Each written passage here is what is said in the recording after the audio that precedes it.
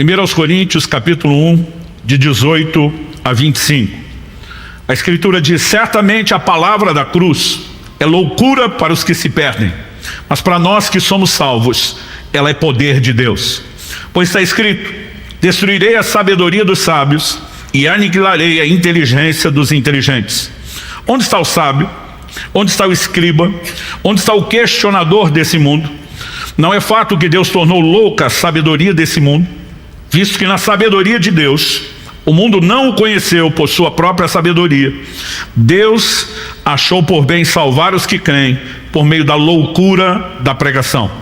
Porque os judeus pedem sinais e os gregos buscam sabedoria, mas nós pregamos o Cristo crucificado. Escândalo para os judeus, loucura para os gentios. Mas para os que foram chamados, tanto judeus como gregos, Cristo é o poder de Deus e a sabedoria de Deus.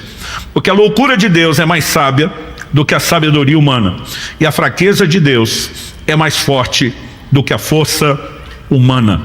Eu quero destacar principalmente o final do verso 21, quando Paulo diz: Deus achou por bem salvar os que creem por meio da loucura da pregação. O tema da minha mensagem hoje é a loucura da pregação. Evidentemente, quando o apóstolo Paulo classifica a pregação como loucura, ele não quer dizer que o evangelho não carrega em si bom senso e toda uma lógica por trás da sua revelação e construção, mas ele fala da dificuldade de aceitação da mente humana. Isaías 55, no verso 8, Deus diz: os meus pensamentos são mais altos do que os vossos pensamentos. Seguindo o tom do que Paulo está falando aqui, em 1 Coríntios 2,14, ele vai dizer que o homem natural, entregue ao seu psique, à sua mente, não entende as coisas do Espírito, porque para ele são loucura. Então toda a descrição nesses versículos fala justamente disso. No verso 18 ele diz: a palavra da cruz é loucura para os que se perdem, mas para nós poder de Deus. Ele também vai enfatizar onde está o sábio, o escriba, né? Falando no contexto dos judeus, os escribas eram os profundos conhecedores, né? Uma das melhores formas de memorização, considerada até hoje. Não envolve só a repetição, a fala, mas também a escrita. E esses que viviam de copiar, né, os livros se tornavam pessoas que não apenas adquiriam conhecimento, mas memorizavam isso de forma profunda. Mas ele não fala só do contexto dos judeus. Ele também vai perguntar: onde está o questionador desse mundo? Porque ele vai apresentar duas formas de pensamento muito distintas: a dos judeus e a dos gentios, que são chamados no original de gregos. Isso não significa apenas as pessoas que nasceram no território da Grécia, mas a Grécia de Alexandre o Grande, antes de Roma, foi quem dominou, helenizou o mundo dos seus dias. Estabeleceu não apenas uma língua, mas uma cultura, valores, pensamentos. E nós sabemos, eles foram promotores, né, da filosofia, dessa ideia e o conceito, pensamento, do questionamento, como nunca havia acontecido até então na história da humanidade. Tanto que no verso 22 ele diz: os judeus pedem sinais. Frequentemente você vê eles com Jesus: mostra-nos um sinal. Ele diz: mas os gregos, eles buscam sabedoria. O conhecimento, o entendimento era muito valorizado. Mas Paulo está dizendo que a loucura da pregação, a palavra da cruz, ela é escândalo para os judeus e ela é loucura para os gregos, porque ela não satisfaz, né, a lógica, o raciocínio humano. Ele chega ao ponto de dizer que a sabedoria de Deus está tão acima da compreensão humana, que ele diz que até a loucura de Deus é mais sábia que a sabedoria humana. E até a fraqueza de Deus é mais forte, né, do que a força humana. Isso não significa que em Deus haja loucura ou fraqueza, mas ele está dizendo: ainda que tentássemos diminuir a sabedoria de Deus, seria muito para a capacidade humana. Isso nos coloca em um lugar, né, muito específico de uma conclusão: o evangelho não é racionalmente entendido, não na sua extensão, e a gente pode dizer o mesmo das Escrituras, né? E digo isso porque sempre o que se exigiu de nós foi uma resposta de fé. Sempre o que se destacou na Bíblia foi a importância de uma percepção espiritual. E eu quero não apenas lembrar você disso, né, mas chamar a sua atenção para algo. Se tentarmos viver ou comunicar o evangelho de forma meramente racional, nós estamos simplesmente corrompendo o evangelho, inclusive a sua capacidade, o seu poder sobrenatural. Eu tenho visto ao longo dos meus mais de 30 anos de ministério, vários pregadores que tentaram contextualizar demais a sua comunicação, se tornaram verdadeiros eruditos, pensadores, filósofos, e eles não só não alcançam mais gente, como normalmente se perdem no meio do processo. Nós não podemos reduzir o evangelho a meramente algo que se compreende, né? Quando falo evangelho, estou falando da palavra de Deus como um todo, que se compreende de forma racional. Nós vamos ter que lidar com muita coisa nas escrituras que vai exigir de nós fé e não compreensão. Como, por exemplo, explicar que Deus usa um burro profeta para falar com o profeta burro, que é Balaão, né? Você simplesmente não consegue justificar isso. Um dia uma pessoa falou para mim: ó, pastor, eu até creio em Jesus, se eu quiser falar de Jesus eu aceito, mas não venha com aquelas historinhas tipo Noé e o dilúvio, que aí eu não engulo. Eu falei: se você não pode engolir Noé e o dilúvio, você não pode aceitar Jesus, porque Jesus ratificou o registro bíblico sobre Noé e o dilúvio. Então ou você pega o combo inteiro, ou você rejeita tudo. Mas você não pode dizer: eu creio em Jesus, ele fala a verdade, e pegar uma parte do que Jesus dizer, mas não isso, porque eu simplesmente não quero. A verdade é que nós precisamos não apenas lembrar, mas deixar claro para quem quer que seja que nós pregamos, que o evangelho ainda é a palavra da fé. E na perspectiva racional, nós anunciamos a loucura da pregação. Eu não quero gastar tempo aqui explicando o óbvio, mas a minha intenção é, como Paulo diz em 1 Coríntios, no capítulo 15, ele fala aos coríntios, o mesmo povo, para quem ele está falando nessa mesma epístola, ele diz: eu venho lembrar-lhes o evangelho que anunciei a vocês, o qual vocês receberam e no qual continuam firmes. Então ele está dizendo: vocês não precisam de informação, porque já foi recebido. Vocês não precisam apenas ser provocados a perseverar, porque vocês continuam firmes. Mas basicamente ele está dizendo: o evangelho tem que ser lembrado. Por meio dele vocês também são salvos, ele diz no verso 2. Se retiverem a palavra da verdade, tal como eu preguei a vocês. E diz: a menos vocês tenham crido em vão. O que era reter isso? Verso 3 ele diz: antes de tudo, entreguei a vocês o que também recebi, que Cristo morreu pelos nossos pecados, segundo as Escrituras, foi sepultado e ressuscitou ao terceiro dia, segundo as Escrituras. Ou seja, o apóstolo Paulo está dizendo: nós precisamos lembrar que o evangelho proclamado é uma revelação fundamentada na própria Escritura, e nós a abraçamos do jeito que está lá, né? Minha intenção ao falar hoje do evangelho, rotulado de a loucura da pregação, não é discutir sobre esse desafio que envolve a lógica, nem apenas sobre a necessidade de fé, discernimento e compreensão espiritual, mas é simplesmente colocarmos o evangelho de volta no lugar que deveria e sermos desafiados a uma vida de simplicidade de fé. Até porque nós sabemos que ao longo do tempo, esse livro, que chamamos de As Sagradas Escrituras, tem sido o livro mais testado ao longo da história humana, e ele tem resistido a todo tipo de teste. Um tempo atrás meu filho fez um comentário dizendo: pai, estava lendo um artigo que diz que há uma sala gigantesca, enorme, lá no Louvre, um dos maiores museus do mundo, lá em Paris, e ela tem milhares, mas muitos milhares de livros que foram desacreditados sob várias perspectivas, mas principalmente a científica. Tinham teorias que não se confirmaram, que foram, provadas não ser verdadeiras, e tudo aquilo que está relacionado a isso. É um lugar só de livros que foram desacreditados. Ele falou: não é demais saber que a Bíblia nunca estará lá? Mesmo no auge do despertamento do pensamento humano, depois dos gregos, que foi o tempo do iluminismo, fizeram de tudo para extinguir esse livro e nunca conseguiram.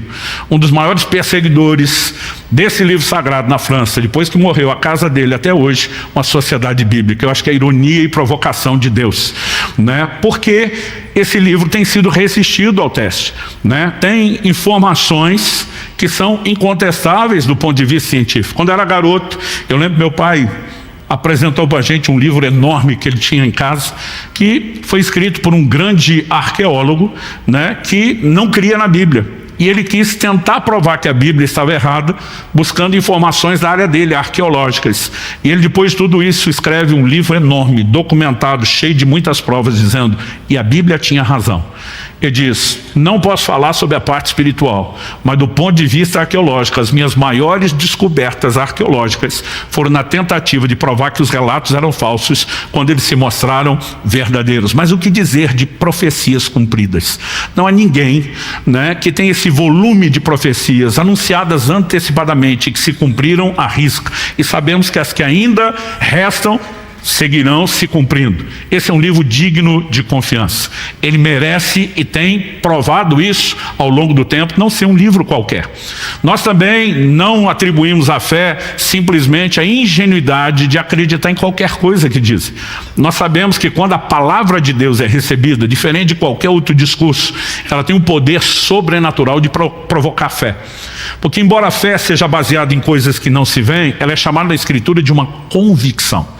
Normalmente a convicção nós alcançamos por meio dos sentidos e outras constatações. Como que podemos ter convicção a despeito dos sentidos? Né? Quando eu era garoto, aos 15 anos de idade, um pastor me perguntou: você tem certeza da sua salvação? Eu falei: tenho. Ele falou: como é que você sabe que você é salvo? Jesus já apareceu para você pessoalmente para dizer: eu te garanti com o meu sangue, você está dentro, né? Bem-vindo ao time dos salvos. Eu falei: não, nunca vi Jesus e nunca ouvi nada disso dele. Ele falou: mas pelo menos um anjo te apareceu, te mostrou uma cópia autenticada do livro da vida, diz o número de protocolo tal, apresenta na entrada, que é isso que você precisa. Eu falei: também não vi anjo, não vi livro da vida. Ele falou: mas pelo menos ouviu uma voz de trombeta anunciando sua inclusão lá. Eu falei: também não. Ele falou: pelo menos você viu o céu, para onde você acredita que vai? Eu falei: também não. Ele olhou para mim e falou: você não tem prova nenhuma, como é que você sabe que você está salvo? E na simplicidade dos meus 15 anos de idade, sem conhecimento doutrinário, eu respondi: eu sei porque sei porque sei. Fosse hoje eu teria aumentado e dito: como é que eu sei? Não sei. Porque eu sabia que eu sabia, eu só não sabia como é que eu sabia, mas que eu sabia, eu sabia. Ele falou assim: eu quero te mostrar qual é a fonte da sua sapiência. Antigamente eu falava sabimento, sabeção, e depois descobri que não existia. Ele me leva para Romanos 8,16, que diz: o Espírito testifica com o nosso espírito que nós somos filhos de Deus. Como é que um cristão pode ter tamanha convicção, apostar sua vida na salvação recebida sem nada ter visto? Não é mera ingenuidade, não é simplesmente ser crédulo a qualquer coisa. Há uma convicção sobrenatural que nos é comunicada por meio de um livro, que só ele tem o poder de fazer isso. Romanos 10,17 diz, né, porque a fé vem por ouvir, e ouvir a pregação de Cristo, a palavra do Evangelho. Agora, ainda assim, nós não podemos negar que por mais que o livro se mostre confiável, não adianta simplesmente tentar abraçá-lo ou comunicá-lo só pela perspectiva da lógica humana. Eu vejo gente discutindo: não, impossível esse dilúvio do Noé ter acontecido e cobrido o globo todo, a menos que tenha sido local, porque não há água no mundo para isso. Aí as pessoas gastam tempo tentando calcular se derreter as calotas polares seria suficiente, né? Se, além disso, a Bíblia não fala que abriram-se apenas as fontes de cima, mas as do abismo. Quando você considera hoje os leitos de água subterrânea, nós temos um volume inestimável, incalculável, mas honestamente, por mais que eu seja curioso e goste de xeretar essas coisas, não são elas que justificam ou autenticam qualquer ação de Deus, né? Isso aconteceu uma única vez, porque Deus estabeleceu leis para que não acontecesse. Na ocasião que aconteceu, Ele garantiu que nunca mais aconteceria de novo. E o mínimo que nós podemos reconhecer é que, independente de onde veio tanta água, alguém gerenciou isso num período curto de tempo, para uma única vez, e nunca mais acontecer. Então, por mais que a gente possa, né, se alimentar com dados científicos que até comprovam descrições bíblicas, nossa fé não é fundamentada na lógica ou na razão. O Evangelho seguirá sendo a loucura da pregação. E, aliás, esse tema do dilúvio, para mim, é uma das coisas mais loucas que você pode encontrar na Bíblia. Mas, como dizemos, foi autenticada por Jesus, pelos apóstolos, pelo Novo Testamento. Em Hebreus, no capítulo 11, no verso 7, nós lemos: pela fé Noé, divinamente instruído a respeito de acontecimentos que ainda não se viam, e sendo temente a Deus, construiu uma arca para a salvação de sua família. Assim ele condenou o mundo e se tornou herdeiro da justiça que vem da fé. O autor de Hebreus, num versículo, ele consegue não apenas resumir a vida de Noé, mas ele faz um resumo que condensa toda o que nós podemos chamar do plano estrutural do Evangelho. A forma simples de vivemos, a loucura da pregação está exatamente dentro do relato de um dos episódios mais doidos que você, racionalmente falando, pode encontrar nas Escrituras que diz respeito ao dilúvio. E eu queria fatiar esse versículo de Hebreus 11:7 em 5 partes. Nós temos frase aqui: ele foi divinamente instruído das coisas que não se viam. Esse é o primeiro aspecto que eu quero destacar. Segundo, diz que ele foi temente a Deus, sendo temente a Deus. O terceiro diz que construiu a arca para a salvação da sua família. O quarto, condenou o mundo. E a quinta frase, ou a quinta parte, tornou-se herdeiro da justiça, que é segundo a fé. Eu queria rapidamente passar por cada um desses 5 tópicos, mostrando que eles exprimem bem o que é aquilo que a própria Escritura adjetiva de a loucura da pregação. Então, em primeiro lugar, divinamente instruído de coisas que não se viam. O que nós pregamos hoje é uma mensagem divina. Um livro, que não apenas reclama por si mesmo ser inspirado por Deus, mas, como falei, tem demonstrado, sustentado isso diante de séculos, diante de milênios, e resistido a todo tipo de ataque. Em Hebreus, no capítulo 2, nós temos uma declaração, eu quero ler com vocês do verso 2 até o 4, que diz respeito ao Evangelho. Ele diz assim: porque se a palavra falada por meio de anjos se tornou firme, e toda transgressão ou desobediência recebeu justo castigo, uma referência aos que foram desobedientes no período da lei de Moisés, ele está fazendo esse contraste. Vem a pergunta agora no verso 3: como escaparemos nós, se não levarmos a sério tão grande salvação? Esta, tendo sido anunciada inicialmente pelo Senhor, depois nos foi confirmada pelos que ouviram. Também Deus testemunhou juntamente com eles, por meio de sinais, prodígios, vários milagres e a distribuição do Espírito Santo, segundo a sua vontade. Qual é a origem do Evangelho que pregamos? Foi anunciado pelo próprio Jesus. Depois dele ser assunto aos céus, a mensagem continua sendo pregada por aqueles que a ouviram diretamente de Nosso Senhor.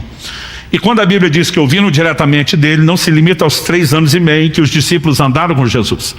Atos capítulo 1 nos mostra que depois da ressurreição, Jesus se apresentou para eles inúmeras vezes, num espaço de 40 dias, falando das coisas concernentes ao reino de Deus. Tudo aquilo que envolvia não apenas agora só morte, só redenção, mas a aplicação prática de toda a expiação. Não foi claramente ensinada nos evangelhos. É a mensagem que passa a ser calibrada por Jesus nos apóstolos depois da sua ressurreição.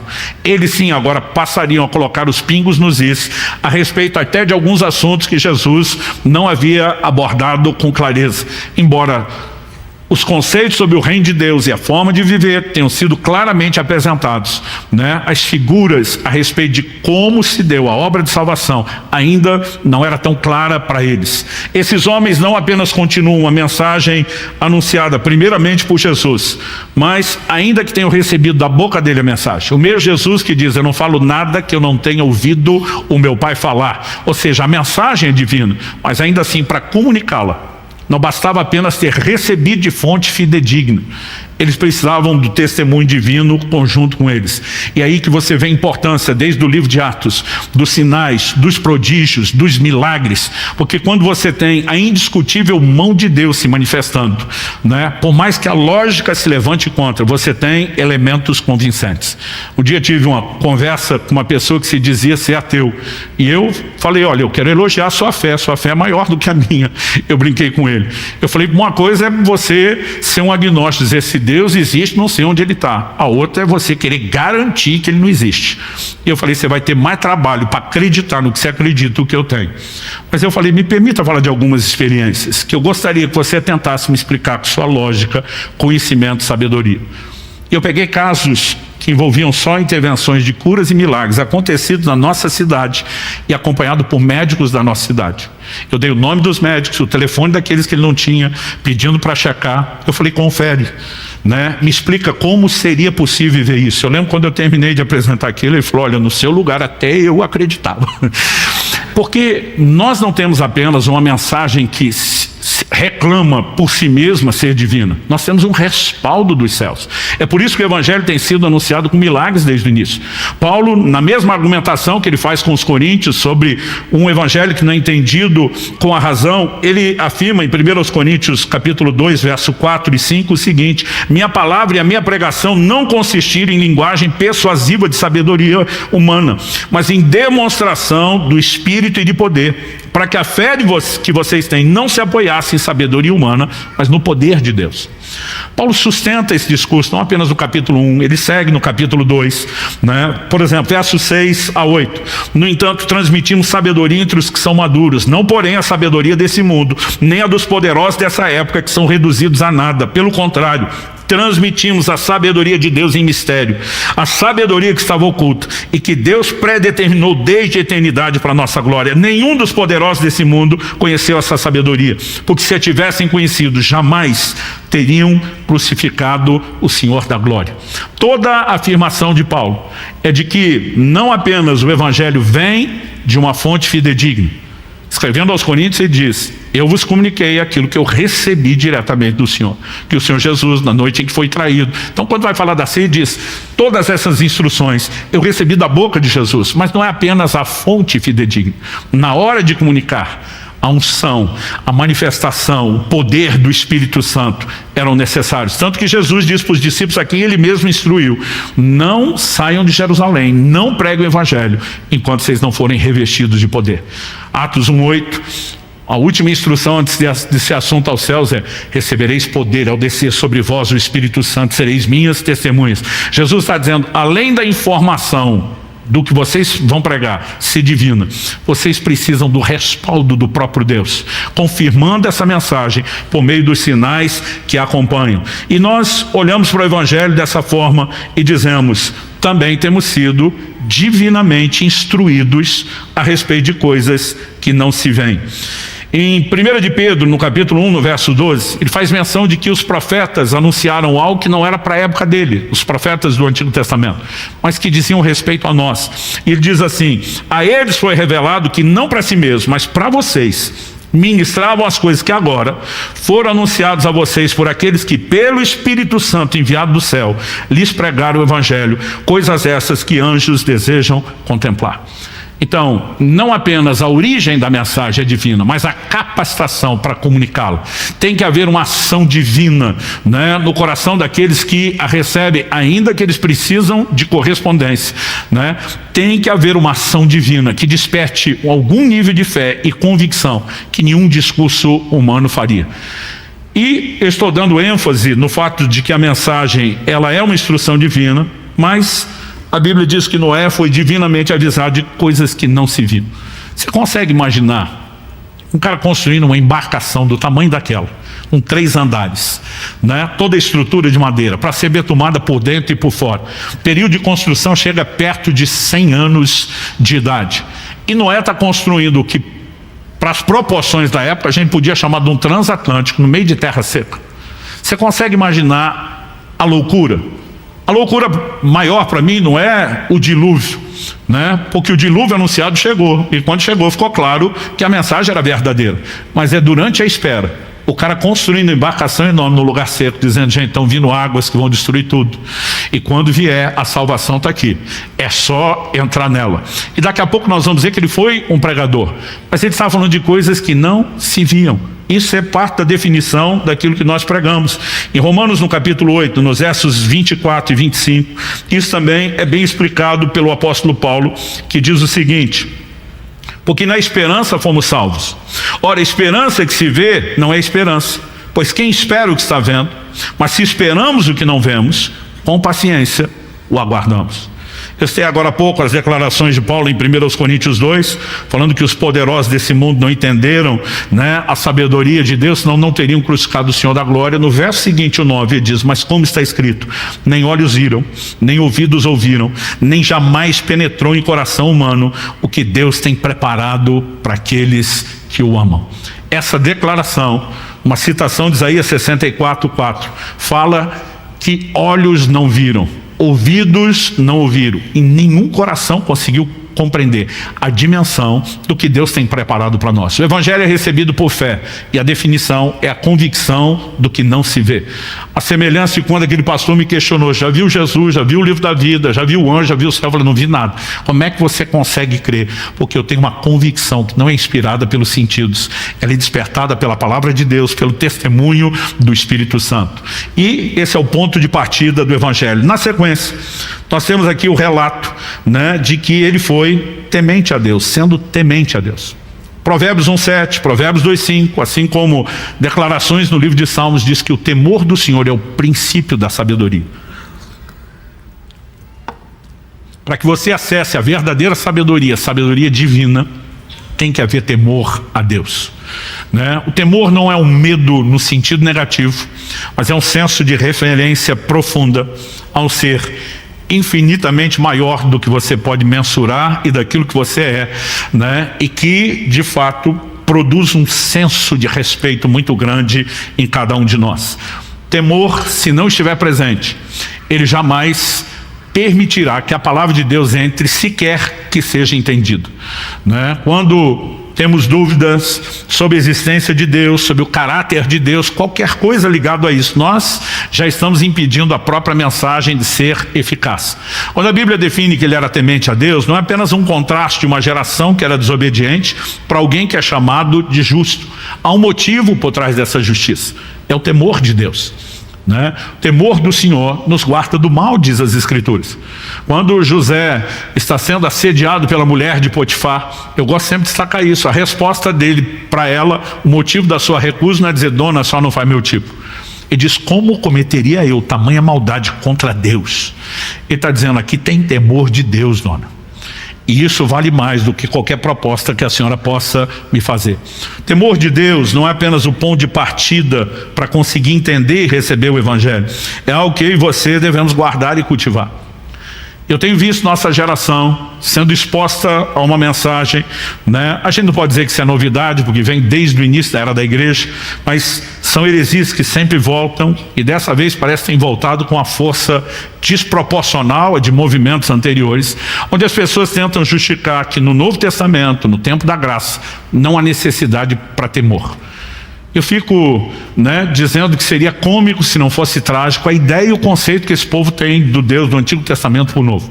Parece que na cabeça deles, no Antigo Testamento, Deus era um velho rabugento, rancoroso, né, que na passagem do Antigo para o Novo Testamento se converteu, e agora ele apareceu o modo paz e amor, né? Dizendo: não, gente, antes eu era zangado, agora eu estou de boa, né? Pode viver como você quiser. Não existe nada no Novo Testamento que justifique a ausência de temor, pelo contrário, né? A Bíblia nos apresenta um conceito de que, lá em Hebreus 12, quem quebrasse a lei de Moisés já seria, né, castigado com o que é classificado ali juízo severo. Ele pergunta, na verdade, o capítulo 10, de quanto maior castigo, verso 29, vocês imaginam será considerado merecedor aquele que calcar os pés ao Filho de Deus, profanar o sangue da aliança com o qual foi santificado e ultrajar o Espírito da graça, né? Nós não temos absolutamente nenhum material no Novo Testamento que justifique: não, agora que fomos salvos, pode-se fazer o que quer.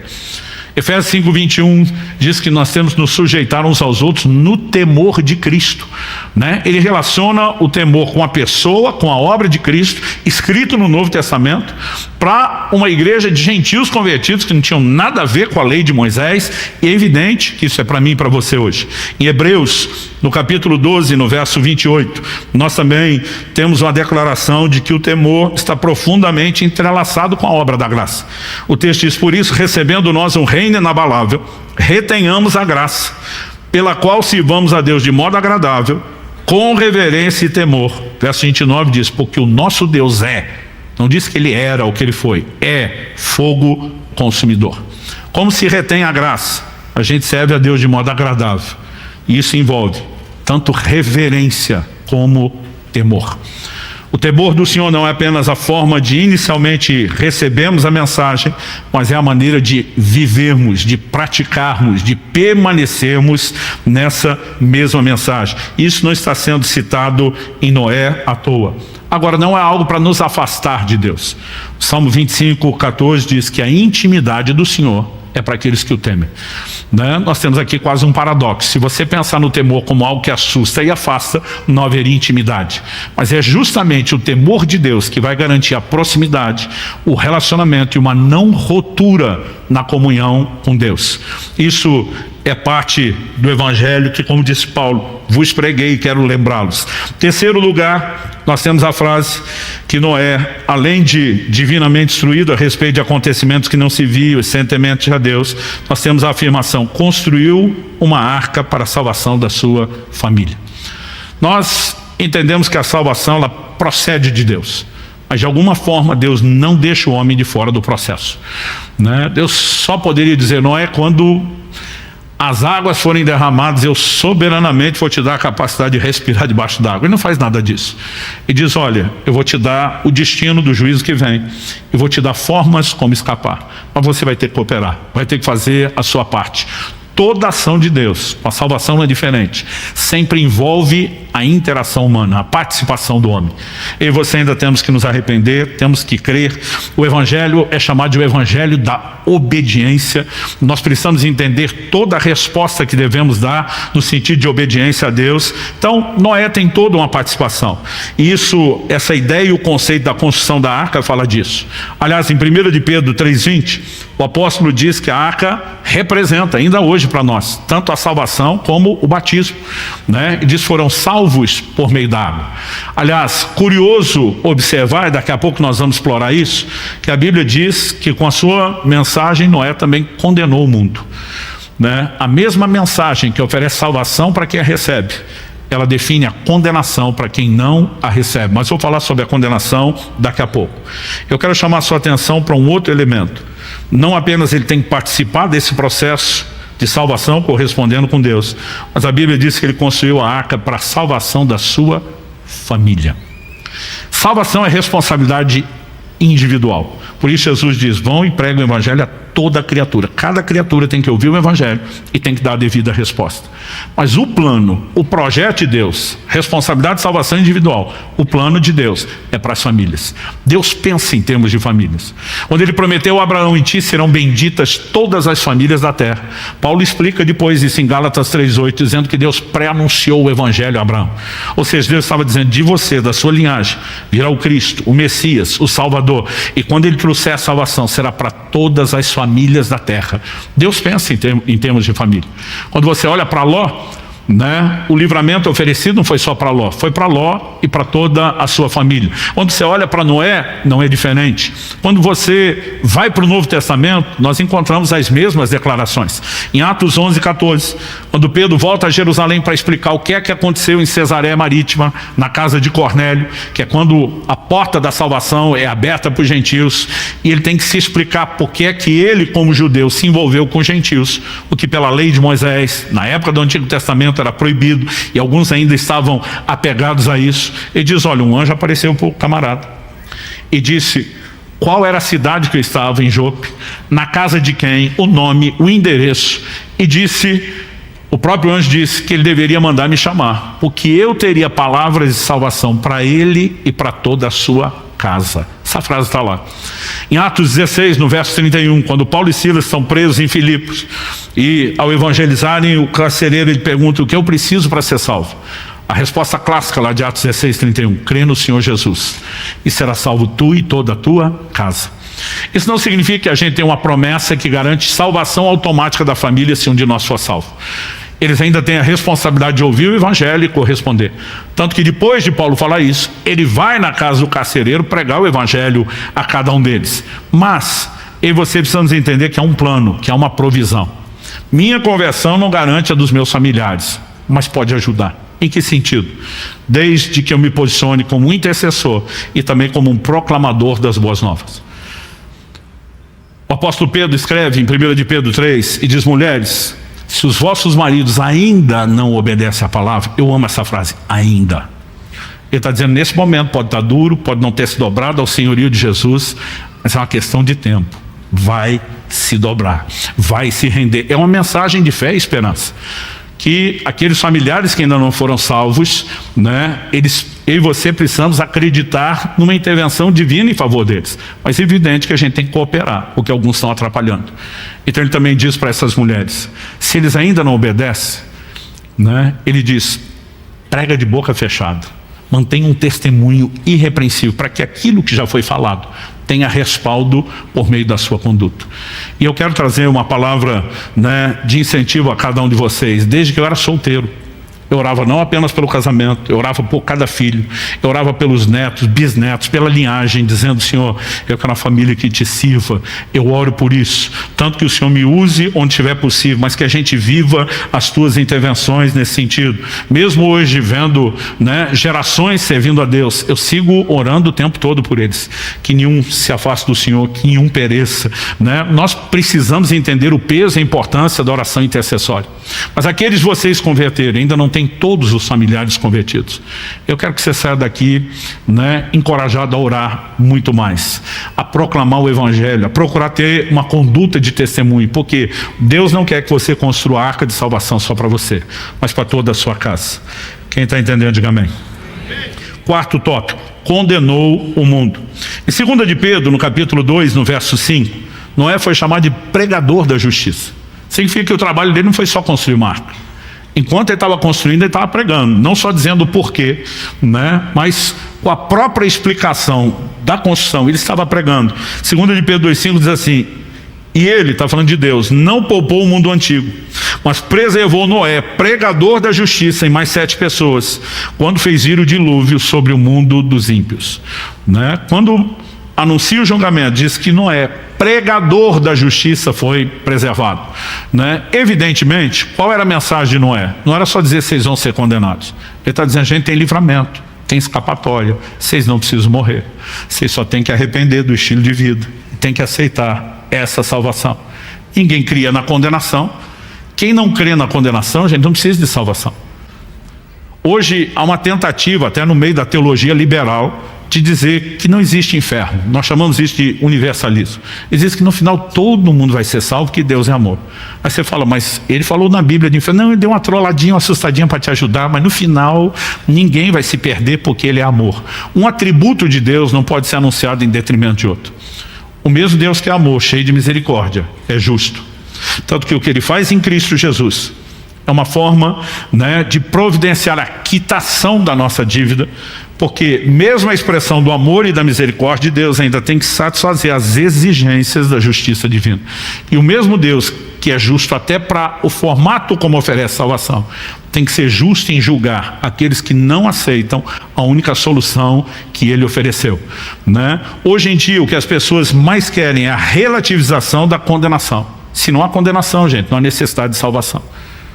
A mesma mensagem que pregamos, ela vai anunciar tanto uma coisa como outra. Ela anuncia tanto salvação como condenação.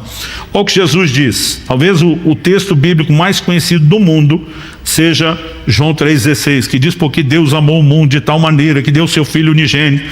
Olha como termina, para que todo que nele crê não pereça, mas tenha vida eterna. Só que é o que diz o verso seguinte, 17, porque Deus enviou seu Filho ao mundo, não para que condenasse o mundo, mas para que o mundo fosse salvo por ele. Ou seja, a ideia não é condenar, é salvar. Isso significa que não há condenação? Não. Olha o verso 18. Quem nele crê não é condenado, mas o que não crê já está condenado, porque não crê no nome do unigênito Filho de Deus. Já estão debaixo de condenação. Deus envia uma mensagem de salvação dizendo, eu quero poupá-los, eu quero evitar isso. Se a mensagem não é recebida, não é abraçada, a condenação é inevitável. Não adianta esperar que a gente tenha, né, um estilo de mensagem, de proclamação do Evangelho que agrade o ouvido das pessoas que vivem nesse sistema. Quem está tentando fazer isso está barateando, diminuindo, adaptando o Evangelho e roubando dele o seu poder transformador. Está enganando aos outros, provavelmente a si mesmo. A mesma mensagem que reconhece que tem salvação, ela precisa reconhecer que existe condenação. Se não há condenação, não há motivo para que se ofereça salvação. Talvez essa seja a razão pela qual nossa mensagem cria tanto desconforto. Não há como você anunciar algo certo sem com isso contrastar aquilo que está errado. Eu lembro de um ambiente de trabalho, ainda naquela fase, né, de solteiro, jovem, onde o pessoal implicava comigo porque eu não aceitava mentir. Eu dizia, gente, aonde isso é motivo para vocês me atacarem? Se eu estivesse fazendo algo errado, um deles falou, não, mas é porque você deixa ruim para nós, porque se qualquer um de nós fazer, a gente não fica bem. Ou seja, não tem como você bater no que é certo, sem que você exponha e condene aquilo que é errado. Dito isso, eu e você precisamos entender que a ideia de Noé não era condenar, e sim salvar. Mas para as pessoas que não correspondem à mensagem, Pedro diz assim, 1 de Pedro 3,20, sobre os que não corresponderam à mensagem, os quais no outro tempo foram desobedientes, quando Deus aguardava com paciência nos dias de Noé, enquanto se preparava a arca, na qual poucas pessoas, apenas 8, foram salvas através da água. Olha o que a Bíblia está dizendo, Deus foi paciente nos dias de Noé, enquanto a arca era construída. Ele está anunciando, vai ter juízo, vocês ultrapassaram todos os limites, mas anos de longanimidade foram oferecidos. Deus sendo paciente, mas eles insistiam em ser desobedientes. Aliás, no livro do Apocalipse, vemos o próprio Jesus falando a uma mulher na igreja de Tiatira, dei-lhe tempo para que ela se arrependesse, mas ela não quer se arrepender da sua prostituição. Deus nunca estabelece juízo sem oferecer misericórdia. E quando a misericórdia não for abraçada, é fato que o juízo se seguirá. Dito isso, eu e você não podemos esperar ser amados, celebrados por aqueles, que condenamos seu estilo de vida, seja com a mensagem falada ou com a mensagem vivida. Em 1 de João 3,13, o apóstolo diz, irmãos, não se admirem se o mundo odeia vocês. Gente, nós estamos na contramão do sistema e nós não podemos evitar a oposição. Não tem como você esperar viver, proclamar o evangelho de forma integral, ser aplaudido e celebrado por todo mundo. Sempre vai gerar desconforto. E nós precisamos reconhecer isso. Por quê? A Bíblia diz que os que estão no mundo, e não estamos falando de um lugar geográfico, estamos falando de um sistema. Isso fica claro quando em João 17, Jesus orando ao Pai pelos discípulos diz, não te peço que os tires do mundo, mas que os livres do mal. Não cabe na nossa teologia o crente ir se esconder do resto do mundo, num convento, vivendo num lugar à parte, porque nós somos chamados para ser luz do mundo, para ser sal da terra. Não é sair do ambiente, mas é não ser engolido pela sua influência. Essa diferença precisa ser entendida. Mas em 2 Coríntios 4,4, o apóstolo Paulo diz que o Deus desse mundo cegou o entendimento dos incrédulos para que não lhes resplandeça a luz do evangelho. Paulo constrói uma ideia antes de chegar nessa afirmação. No capítulo 2 ele diz, quem conhece as coisas do homem, senão o espírito do próprio homem? Aí ele diz, é por isso que Deus nos deu do seu espírito, para que a gente conheça daquilo que é dele. Na hora de dizer isso, Paulo diz, porque não recebemos o espírito que vem do mundo, mas o espírito que vem de Deus. A mentalidade, a forma de pensar e os valores do mundo não são apenas fomentados por meio de uma cultura, mas quem controla a cultura é um espírito. O livro de Efésios se refere ao período antes da conversão, dizendo o espírito que agora atua nos filhos da desobediência. Há todo um sistema que está debaixo de uma cegueira espiritual. Eles não apenas não conseguem entender o que pregamos, mas passam muitas vezes a reagir até mesmo com ódio. É por isso que eu e você somos ordenados a viver de forma diferente. Romanos 12, falando da transformação, a Bíblia diz, transformai-vos pela renovação da vossa mente. Antes de falar isso, ele começa dizendo, não vos conformeis com esse mundo. Conformar não é aceitação, conformar é tomar forma. A NVI traduziu isso, não vos amoldeis a este mundo, mas transformem-se. Em vez de ser igual a ele, sejam diferentes. Como? Pela renovação da vossa mente. A palavra de Deus, ela vai reprogramar a nossa forma de pensar, os nossos princípios, os nossos valores, para que a gente não compactue com o mesmo sistema daqueles que estão debaixo de cegueira. Resumindo, nós não podemos fazer as pazes com o mundo. Um versículo que eu não apenas li, ficava repetindo, falando em voz alta, decorando na minha adolescência. Foi 1 de João, capítulo 2, do verso 15 ao 17. Eu dizia, em nenhum momento o crente que quer ser fiel a Deus pode esquecer isso, por isso que eu falava, declarava tanto, repetia. Ele diz, não ame o mundo, nem as coisas que há no mundo. Se alguém amar o mundo, o amor do Pai não está nele. Porque tudo que há no mundo, os desejos da carne, desejo dos olhos, a soberba da vida, não procede do Pai, mas procede do mundo. Ora, o mundo passa, bem como seus desejos, mas aquele que faz a vontade de Deus permanece para sempre. Nós precisamos entender que parte da razão pela qual esse mundo se sente condenado a ponto de reagir de forma bem oposta, adversa a gente, né? É justamente porque eles não conseguem entender a maneira como nós tratamos esse sistema, não só como perigo, como uma armadilha, mas como algo profundamente nocivo. Na carta de Tiago, no capítulo 1, no verso 26, ele termina o versículo falando de uma religião que é vã. Basicamente ele está dizendo inútil, não leva a lugar nenhum. Mas no verso 27 ele diz: a religião pura e sem mácula para com nosso Deus e Pai é esta: visitar os órfãos e as viúvas nas suas aflições e guardar-se incontaminado do mundo. Ele resume a verdadeira religião dizendo: você tem que se importar com o necessitado. E nós precisamos entender, gente, que isso não é um conceito meramente social, é uma ordenança bíblica, né? O Evangelho exige isso. Paulo diz que as colunas da igreja, né, deram a Paulo e Barnabé ainda que pregasse o Evangelho que ele chama da incircuncisão, as destas da comunhão. A única coisa que pediram: não se esqueça dos pobres. Paulo diz: o que eu procurei, né, me dedicar a isso. Mas além dessa questão de manifestar compaixão e misericórdia, a Bíblia diz: guardar-se incontaminado do mundo, né? Hoje em dia a gente vê muita pessoa que está tentando abraçar o Evangelho e conciliar isso com o mundo ao mesmo tempo. Não funciona, né? Tiago capítulo 4, verso 4, nos mostra que são extremos e são incompatíveis. Eu quero ler esse texto com você, Tiago 4:4. O texto diz assim: gente infiel. Outras traduções usam a palavra adúlteros. Aliás, no grego a palavra usada no original, moicho, significa adúltero, né? É uma infidelidade específica no contexto da aliança conjugal. Vocês não sabem que a amizade do mundo é inimizade contra Deus?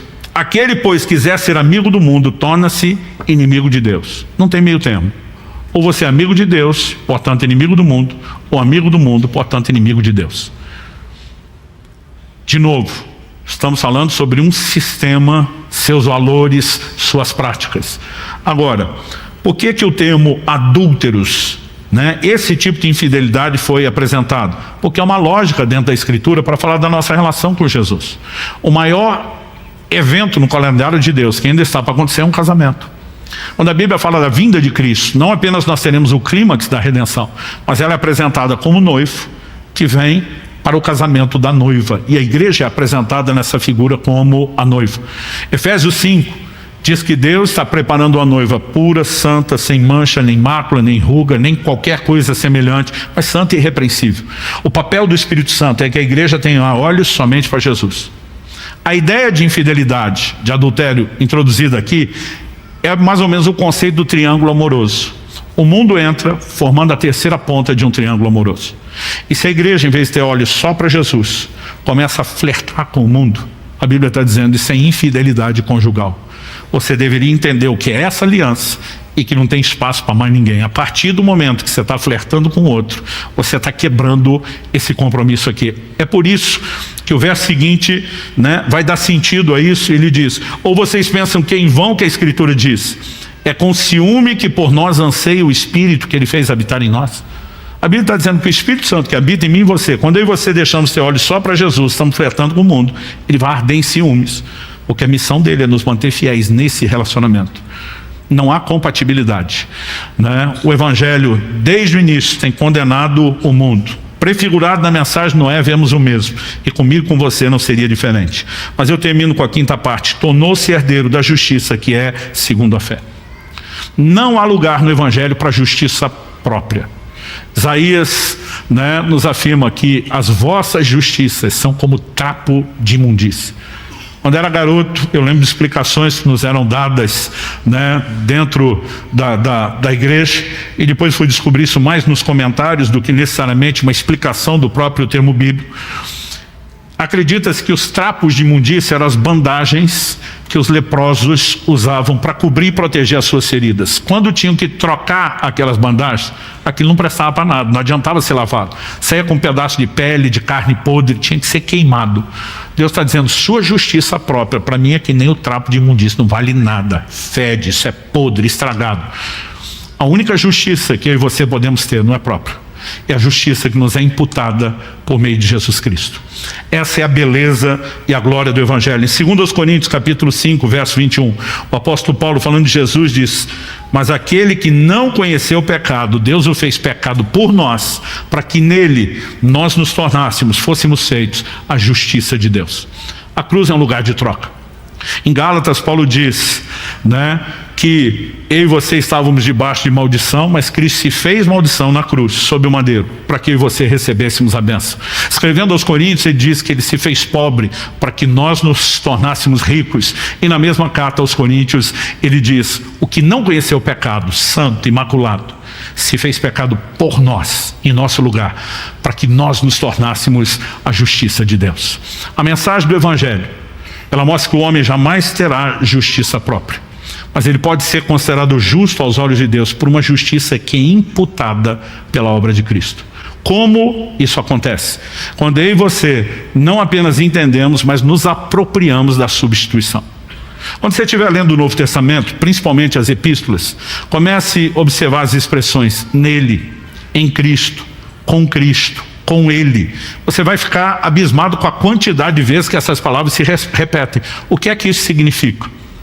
Em Colossenses, Paulo termina o capítulo 2 dizendo: se vocês morreram com Cristo, ele começa 3 dizendo: se foram ressuscitados com Cristo. O que significa isso, com Cristo?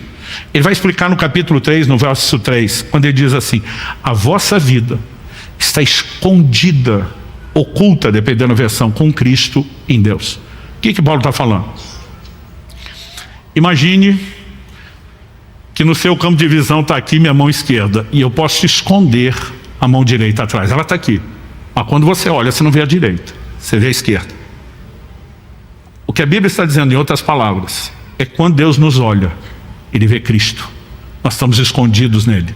Ele não vê a nossa justiça, Ele vê a justiça de Cristo. E aí eu e você precisamos entender o que é o batismo. O batismo não salva, mas ele é um selo da fé que salva, porque ele atesta o tipo de fé que nós temos. Ou seja, a salvação não vem: pastor, tem que crer em Jesus sim, mas não é só crer que ele existe, é crer especificamente no que ele fez. Cristo é um substituto. A Bíblia é clara sobre isso. Desde os profetas do Antigo Testamento, como Isaías, o castigo que nos traz a paz estava sobre ele, Tudo que ele sofreu era o castigo que nós tínhamos que sofrer. Ele é um substituto.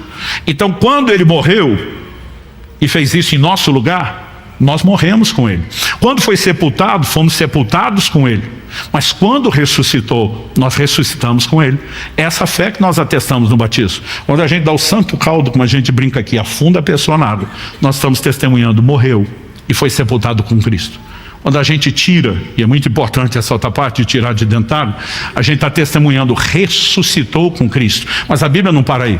A Bíblia diz que depois de ressuscitado, Cristo ascendeu aos céus e assentou-se à direita de Deus. Paulo escreve aos Efésios, diz: nós estamos assentados com Cristo nos lugares celestiais. Não estamos física e literalmente lá, mas posicionalmente estamos, porque Ele nos representa. É por isso que eu e você oramos em nome de Jesus. Quando eu e você oramos em nome de Jesus, é como se Jesus orasse. Quando Jesus está para ressuscitar Lázaro, você lembra a oração que ele faz na porta do túmulo? Senhor, graças te dou, porque sempre me ouves. Se Deus sempre ouve Jesus, e quando eu e você oramos no nome dele, é como fosse ele orando. Você consegue imaginar o nível de aceitação que o uso do nome de Jesus produz na minha e na sua oração? Nós precisamos entender nossa posição nele, e a nossa justiça vem dele. Pastor, então agora eu sou justo para sempre, não importa o que eu faço. Também não. Essa mesma justiça que nos é imputada, ela pode ser comprometida e até maculada se insistirmos no pecado. A primeira epístola de João, e aqui eu encerro, no capítulo 2, no verso 1, o apóstolo diz: meus filhinhos, escrevo-lhes essas coisas para que vocês não pequem. Mas, contudo, todavia, no entanto, se ainda assim alguém pecar, temos advogado junto ao Pai, Jesus Cristo o justo. Ele é a propiciação pelos nossos pecados, e não somente pelos nossos próprios, mas também pelos do mundo inteiro. É evidente que se espera que o crente passe a vencer o pecado, resisti-lo. Mas no processo de santificação, e ninguém é aperfeiçoado de forma instantânea, gradual, ainda haverá tropeços. Tanto que alguns versículos antes, 1 de João 1,8, o apóstolo diz: se dissermos que não temos pecado nenhum, a nós mesmos nos enganamos e a verdade não está em nós. Se alguém falar que não tem pecado, já pecou só de falar isso. está mentindo. Mas no verso 9 o seguinte, ele diz: se confessarmos os nossos pecados, Ele é fiel e justo para nos perdoar os pecados e nos purificar de toda injustiça. A palavra pecado, seja no hebraico, a língua em que foi escrito o Antigo Testamento, ou o grego, koinê, o grego antigo, a língua em que foi escrito o Novo Testamento, ele tem a ideia de errar o alvo. Ou seja, pecado na vida do cristão deveria ser acidente. Quando passa a se tornar intencionalidade, nós temos algo bem mais complexo. Mas quando o cristão percebe, perdi a paciência, pensei, falei o que não devia, fiz o que não devia, se arrepende. O confessar a Deus não é informar o que Deus já sabe. É admitir, é reconhecer que nós erramos, é expressar o arrependimento e a dor de ter cedido ao erro. E quando fazemos isso, a Bíblia diz 2 atributos de Deus, fiel e justo. Por que 2 atributos são destacados? Porque temos 2 ações: fiel para perdoar os pecados, justo para nos purificar de toda injustiça. O prefixo in, antes de justiça, significa uma negação, não justiça. Ele está falando para os crentes, ou seja, a justiça de Cristo me foi imputada. Quando eu vou lá e peco, eu baguncei as coisas. O caso está perdido? Não. Quando eu me arrependo e confesso, eu não sou apenas perdoado.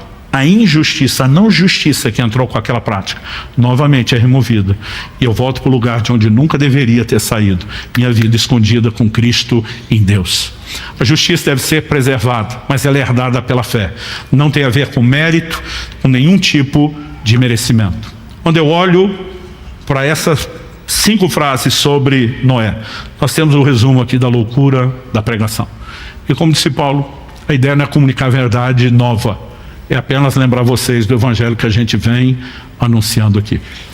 E eu quero só concluir dizendo a vocês, se a pregação da cruz é loucura, e nós tentamos viver a vida cristã apenas na sabedoria e lógica humana, nós vamos estar com isso corrompendo a definição do que é o evangelho e da sua verdadeira prática.